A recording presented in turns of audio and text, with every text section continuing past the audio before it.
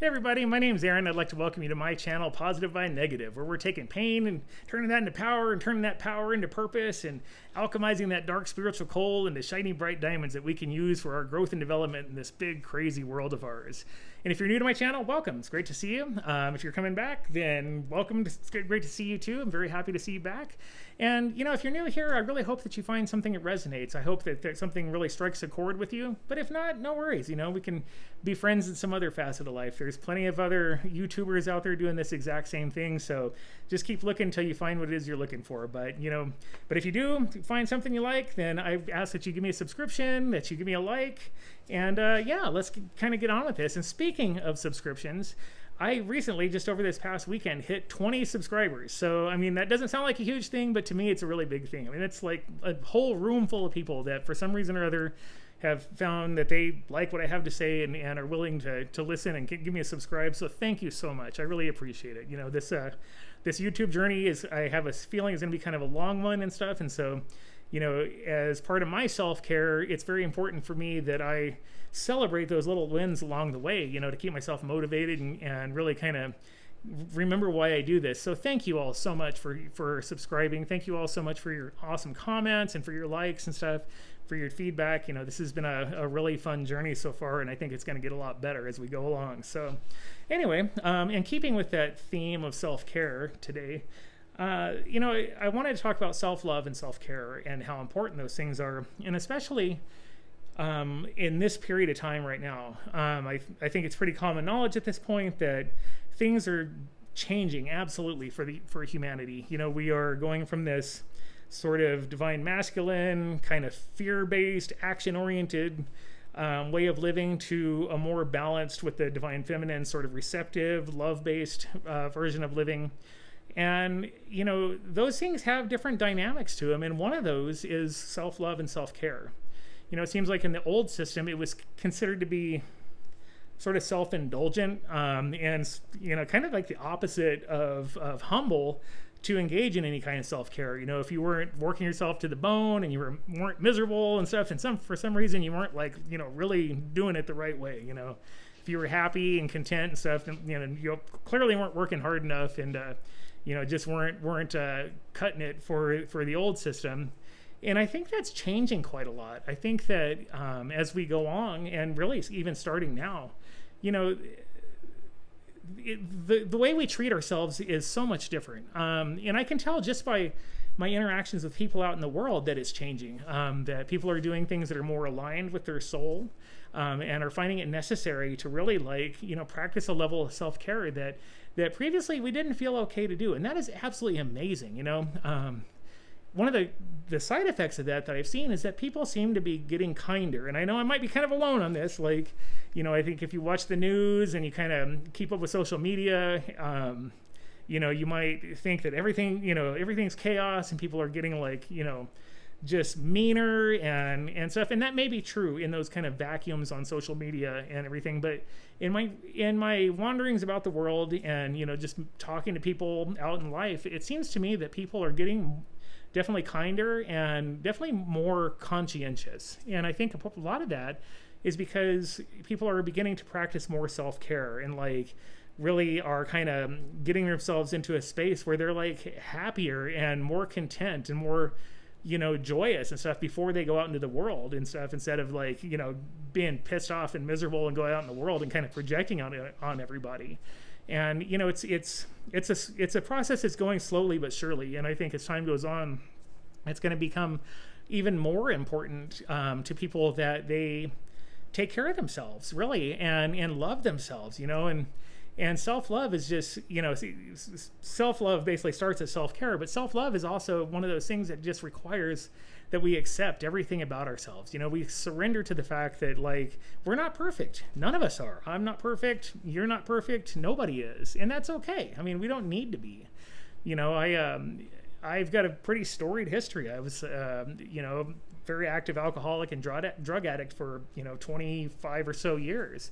And there's been a lot of things that I've done in my life that, I certainly wouldn't do today, and that, were either just sketchy or embarrassing or stupid or whatever.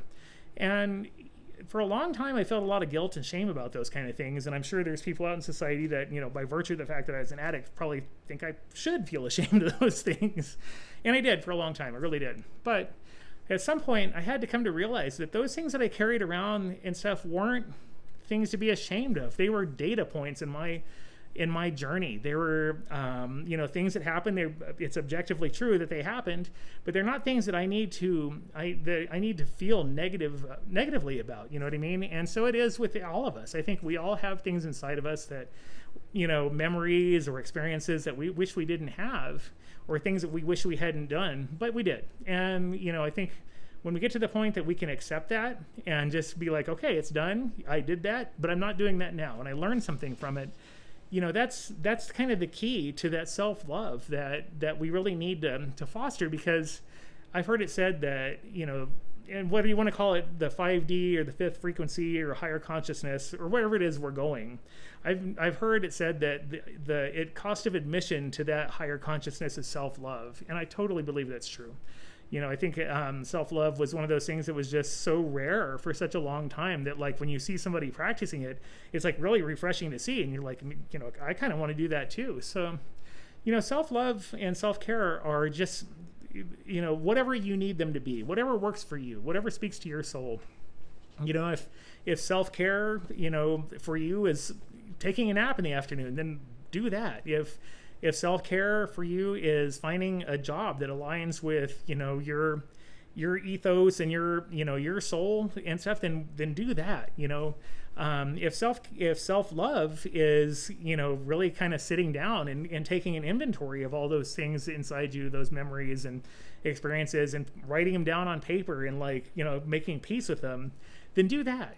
Whatever it is that you need to do to get to a point where you seriously love yourself and can accept yourself, warts and all, and in all your glory and stuff, is exactly what needs to be done. And it's not ever going to be the same for two people. Everybody is completely different, but we all have the things that we can work on, so we can get to that level of just care and respect for ourselves that we need to move this layer, or this level of higher consciousness. And so, I challenge myself every day, and I still have moments where, I'll be sitting at a traffic light, red light, and all of a sudden some memory of something dumb I did when I was drinking will come up, and it's like, for a second there I want to cringe, but then I almost have to laugh. Like, I cannot believe I ever lived that way, but I did. And you know what? It's okay. And what that's done for me is that it's made me particularly and uniquely useful to other people who have gone through those kind of situations, and help them kind of come to terms and accept those parts of themselves, so they can have that level of self-care that's needed to, really kind of ascend in our consciousness. So, my challenge to you is to really sit down with yourself and be like, what is it that I need to do? What would help me get to that place within myself where I accept myself absolutely and totally, where I love myself, where I realize that I am like a unique and amazing divine being, and there's absolutely nothing wrong with me. All those things that I did, all those things that happened were all just data points. They were all divinely guided steps that I took to increase my experience in life, that I can now use to help somebody else and stuff. So anyway, that's really about it.